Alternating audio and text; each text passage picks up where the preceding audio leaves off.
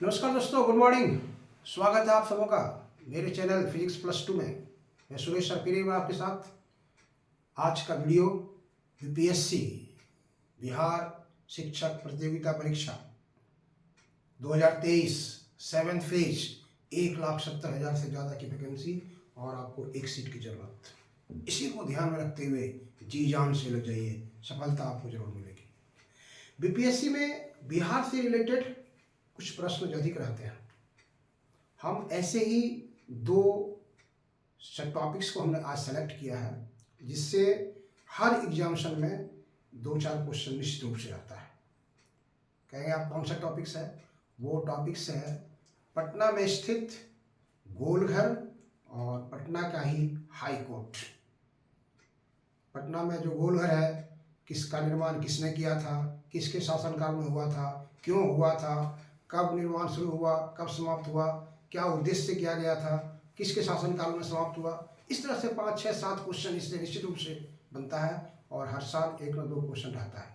आइए हम एक एक क्वेश्चन के बारे में चर्चा करेंगे बिना समय गंवाए। आइए देखिए, हमने टॉपिक्स दिया है बीपीएससी पटना गोलघर एंड उच्च न्यायालय हाई कोर्ट। आइए आपको पहले बताते हैं हम लोग पटना गोलघर के बारे में। देखिए यहाँ पर हमने गोलघर का एरो ऐसे दिया है, गोलघर का एरो ऐसे दिया था। 1770 ईस्वी में, 1770 ईस्वी में, यहाँ देख रहे हैं 1770 ईस्वी में बंगाल, बिहार और आधुनिक बांग्लादेश का जो पोर्शन है उस क्षेत्र में भयंकर अकाल आया था।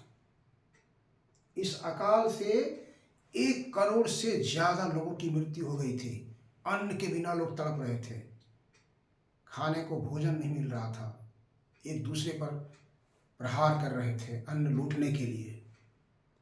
इस भयंकर अकाल को देखते हुए तत्कालीन जो गवर्नर था वारेन हेस्टिंग, 1770 के आसपास, ब्रिटिश सैनिकों की अगर ऐसी स्थिति होगी तो उस समस्या का समाधान कैसे कर पाएंगे वो। इसलिए ब्रिटिश सैनिकों के लिए अनाज भंडारण हेतु वारेन हेस्टिंग ने एक भंडार गृह बनाने का निर्माण किया था, भंडार गृह बनाने का आदेश दिया था। इसलिए यहाँ पर लिखते हैं हम लोग 1770 ईस्वी में बंगाल, बिहार और आधुनिक बांग्लादेश में भयंकर अकाल, 1 करोड़ से अधिक लोगों की मृत्यु।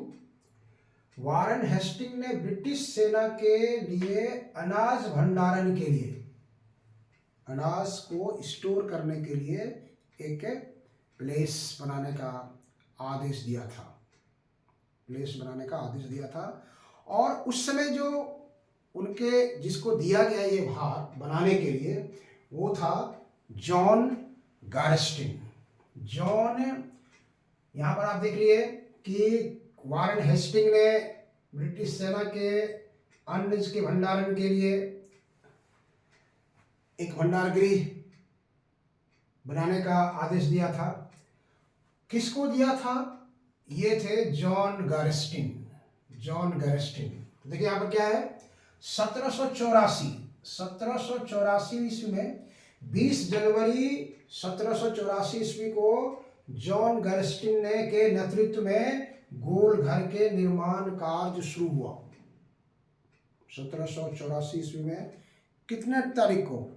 20 जनवरी को। ये देख रहे हैं आप, 20 जनवरी 1784 ईस्वी को जॉन गारस्टिन के नेतृत्व में निर्माण कार्य शुरू हुआ। संपन्न कब हुआ? 20 जुलाई 1786 ईस्वी को। 20 जुलाई 1786 ईस्वी को निर्माण कार्य समाप्त हुआ, संपन्न हुआ। तो देखिए यहां से पहला क्वेश्चन आएगा आपको, बंगाल और बिहार, उड़ीसा में बंगाल, बिहार और आधुनिक बांग्लादेश जो है, उड़ीसा भी उसमें सम्मिलित था, उसमें भयंकर अकाल कब आया था? तो ऑप्शन आ गया आपको 1770 ईस्वी में। कितने लोगों की मृत्यु हुई थी? 1 करोड़ से ज्यादा लोगों की मृत्यु हुई थी। गोलघर बनाने का आदेश किसने दिया था? तो उस समय का जो तत्कालीन गवर्नर थे वारेन हेस्टिंग, उसने बनाने का आदेश दिया था। गोलघर बनाने का उद्देश्य क्या था? तो उद्देश्य था ब्रिटिश सेना के लिए अनाज भंडारण, ब्रिटिश सेना के लिए अनाज भंडारण के लिए ये उसकी योजना थी, यही उसका उद्देश्य था। गोल घर बनाने का कार्य कब शुरू हुआ? तो 20 जनवरी 1784 ईस्वी को। अगर डेट रहेगा तो ठीक है, नहीं तो फिर 1784 हम लिखेंगे। 1784 ईस्वी को जॉन गरस्टिन के नेतृत्व में निर्माण कार्य शुरू हुआ। गोल घर बन करके संपन्न कब हुआ? अगर ईयर में रहेगा तो 1786 रहेगा। डेट रहेगा तो 20 जुलाई 1786 को, 20 जुलाई 1786 को गोल घर निर्माण कार्य संपन्न हुआ था, समाप्त हुआ था। इसमें कितने अनाज स्टोर किया जा सकता है? गोल घर में गोल घर की क्षमता कितनी है? तो कहता है अनाज भंडारण की क्षमता देखिए 1,40,000 टन, 1,40,000 टन अनाज को इसमें स्टोर किया जा सकता है। लेकिन इसमें एक मतलब ये क्या कह सकते हैं, डीमेरिट भी है कि पूरा कभी फुल स्टोर उसमें नहीं किया जा सका, क्योंकि दरवाज़ा उसका जो है एक ही तरफ से खुलता है, इसलिए स्टोर पूरा कंप्लीट, ये इसका डीमेरिट है पटना के गोल घर का। इसमें सीढ़ियों की संख्या कितनी है? इसमें सीढ़ियों की संख्या है 145। गोल घर में नीचे से ऊपर तक जाने के लिए 145 सीढ़ियाँ है उसमें। आप लोग, उम्मीद है बहुत लोग गए होंगे घूमने के लिए। अगर नहीं गए होंगे तो निश्चित रूप से पटना जब भी जाइए, गंगा किनारे बांकीपुर, ओल्ड पटना का नाम था वहाँ पर बांकीपुर, वहाँ पे गोल घर स्थित है और उसमें लोग चढ़ के ऊपर चढ़ करके पूरे पटना का अवलोकन करते हैं। पूरा पटना वहाँ से दिखाई पड़ता है। उसमें 145 सीढ़ियाँ हैं। किसके शासनकाल में गोल घर बन करके तैयार हुआ? किसके शासनकाल में शुरू हुआ था? वारेन हेस्टिंग के शासनकाल में। किसके शासनकाल में समाप्त हुआ? तो लॉर्ड कॉर्नवालिस, इनके शासनकाल में गोल घर का निर्माण संपन्न हुआ था। अब उसके बाद क्या हुआ? जब गोल घर बन करके इतना साल हो गया तो 1979 ईस्वी में, देखिए 1979 ईस्वी में राज्य सरकार द्वारा राज्य संरक्षित स्मारक इसको घोषित किया गया। राज्य सरकार के द्वारा राज्य संरक्षित स्मारक घोषित किया गया। इतने तरह का टॉपिक्स, इतने तरह का पॉइंट्स जो है जिससे रिलेटेड क्वेश्चंस बीपीएससी में गोल घर से आता है। अब आपको इसमें कोई दिक्कत नहीं होगी, आप बना सकते हैं सारा क्वेश्चन, इसके हिसाब से आप उसको डील कर सकते हैं। ठीक है, ये था पटना गोल घर के बारे में। आइए आप देखते हैं पटना हाई कोर्ट के बारे में। देखिए यहाँ पर उच्च न्यायालय को हमने यहाँ लिखा है high court, HC high court. एक झलक लेते हैं। देखिए 1912 ईस्वी में 22 मार्च 1912 को पटना में हाई कोर्ट की स्थापना की घोषणा की गई थी। जब दिल्ली का दरबार लगा था, कहते हैं 1911 में, और 1911 में भारत का राजधानी जो था कलकत्ता से दिल्ली ट्रांसफ़र करने की घोषणा हुई थी, और 1912 में वो सफल हुआ, संचालन मतलब स्थानांतरित हो गया, वहाँ घोषणा हुआ था, ट्रांसफर हुआ था। उसी 1912 ईस्वी में ही पटना में हाई कोर्ट की स्थापना की घोषणा किया था। 1913 में 1 दिसंबर 1913 को तत्कालीन गवर्नर थे चार्ल्स हार्डिंग ने पटना के हाई कोर्ट के निर्माण की आधारशिला रखी, फाउंडेशन रखा गया। पटना के हाई कोर्ट का फाउंडेशन किस गवर्नर जनरल ने रखा था? तो आंसर हो जाएगा चार्ल्स हार्डिंग ने रखा था। कब रखा था? 1913 ईस्वी में। पटना हाई कोर्ट बनाने की घोषणा कब हुई थी? 1912 ईस्वी में। किस डेट को? 22 मार्च को। आधारशिला कब रखी गई? 1913 ईस्वी में। किस डेट को? 1 दिसंबर को। पटना हाई कोर्ट बन करके कब तैयार हुआ? 3 फरवरी 1916 को। 3 फरवरी 1916 को ये बन के तैयार हुआ और इसका उद्घाटन हुआ। आता है पटना हाई कोर्ट की स्थापना कब हुई? आंसर आएगा 1916, जिस दिन से वो काम करना शुरू हो गया। डेट सही था है तो उसमें आप याद रखेंगे 3 फरवरी 1916। इसका उद्घाटन होने के बाद फर्स्ट जज कौन थे, यहाँ देखिए, प्रथम मुख्य न्यायाधीश 1916 में जब पटना हाईकोर्ट काम करना शुरू कर दिया तो फर्स्ट जज कौन थे पटना हाईकोर्ट के, इसका नाम है देखिए Justice Edward Maynard Des Champs Chamier. Justice Edward Maynard Des Champs Chamier was the first CJ chief justice of Patna high court. Patna high court जब भारत स्वतंत्र हो गया तब इसके पहले जज कौन बने थे, देखिए यहाँ पर स्वतंत्रता के बाद प्रथम मुख्य न्यायाधीश कौन बना था, after independence who became the first CJ chief justice of Patna high court, answer is justice Pandit Laxmikant Jha. Justice Pandit Laxmikant Jha Patna के प्रथम मुख्य न्यायाधीश थे स्वतंत्रता प्राप्ति करने के बाद। At present who is the chief justice of Patna high court, अभी वर्तमान में पटना हाई कोर्ट के मुख्य न्यायाधीश कौन है, वर्तमान मुख्य न्यायाधीश जस्टिस कुमार विनोद चंद्रन।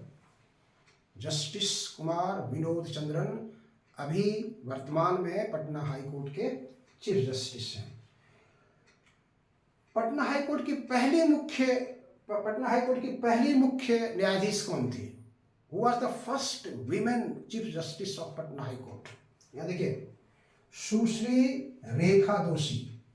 सुश्री रेखा दोषी पहली महिला मुख्य न्यायाधीश, पहली महिला मुख्य न्यायाधीश पटना हाई कोर्ट की थी सुश्री रेखा दोषी। उसके बाद पटना से सुप्रीम कोर्ट में भी जज बनने वाली पहली महिला कौन थी, पटना से सुप्रीम कोर्ट दिल्ली में कौन ऐसी महिला थी जो जज बनी थी, सुश्री ज्ञान सुधा मिश्रा। सुश्री ज्ञान सुधा मिश्रा, सुश्री ज्ञान सुधा मिश्रा पटना से पहली महिला जज सुप्रीम कोर्ट में गई। पटना से पहली महिला जज जो सुप्रीम कोर्ट में गई थी उसका नाम था सुश्री ज्ञान सुधा मिश्रा। इसके बाद पटना हाई कोर्ट से 2 जज सुप्रीम कोर्ट में चीफ जस्टिस भी बने थे। पटना के 2 जज सुप्रीम कोर्ट में चीफ जस्टिस भी बने थे। वो थे, एक का नाम था भुवनेश्वर प्रसाद सिन्हा और दूसरे थे शर्मा जी, ललित मोहन शर्मा। उनका कार्यकाल और ये क्या था वो हम आपको थोड़ा सा बताना चाहेंगे। यहाँ पर हम लोग देखेंगे कि पटना के 2 CGI जो थे वहाँ पे जो जज बने थे, पटना हाई कोर्ट से सुप्रीम कोर्ट के 2 मुख्य न्यायाधीश, हम लोग इसको हेडिंग के रूप में हम चाहते हैं तो यहाँ पर लिख सकते हैं, यहाँ लिख सकते हैं पटना हाई कोर्ट से सुप्रीम कोर्ट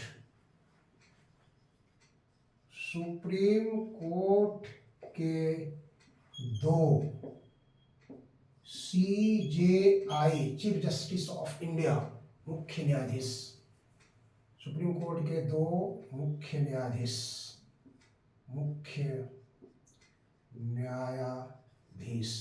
इसको हम लोग कहते हैं CJI chief justice of India. कौन कौन थे चीफ जस्टिस ऑफ इंडिया, कौन कौन थे? पहला है जस्टिस भुवनेश्वर प्रसाद सिन्हा, ये हो गया आपको जस्टिस भुवनेश्वर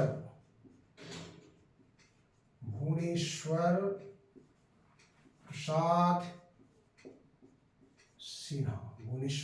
सिन्हा। ये थे 6th, छठा मुख्य न्यायाधीश थे भारत के ये, छठा मुख्य न्यायाधीश थे भारत के ये। 1/10/59 से 31/1/64 तक इनका पीरियड था। 1/10/1959 से 31/1/1964, 1/10/1959 से 31/1/1964 1964 तक ये थे चीफ जस्टिस। और दूसरा थे justice Lalit Mohan Sharma. Justice Lalit Mohan Sharma, justice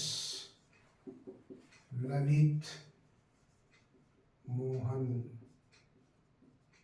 Sharma, ये थे इंडिया के चीफ जस्टिस में। इनका जो पोजीशन था वो था 24th, ये 24वां था ये।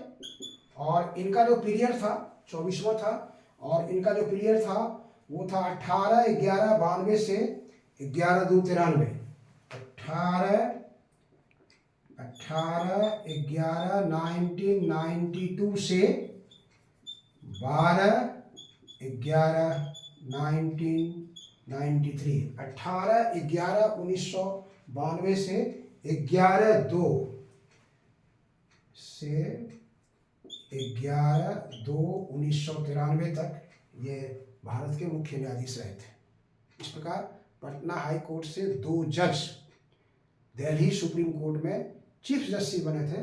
और उसमें पहला थे भुवनेश्वर प्रसाद सिन्हा, वो छठा जज थे चीफ CJI, 1/10/1959 से 31/1/1964 तक था। दूसरे थे ललित मोहन शर्मा, वो 24वें थे 24th, 18/11/1992 से 11/2/1993 तक रहे थे। तो इस प्रकार पटना हाई कोर्ट से जितने क्वेश्चन पूछे गए हैं उनको सबको एक साथ लेकर के हम आपके पास रखे हैं। पटना गोलघर से जितने क्वेश्चन पूछे गए हैं और जितने पूछे जाने की संभावना है वो हमने एक साथ लेके आपके साथ रखा है। PPSC में हर साल इससे क्वेश्चन जरूर रूप से आता है। तो इस तरह से हम एक्यूमुलेट करके आपके पास आते रहेंगे। तो कैसा लगा आपको मेरा वीडियो? अगर अच्छा लगे तो लाइक करना, सब्सक्राइब करना और शेयर करना कभी नहीं भूलिएगा। चलिए, थैंक यू।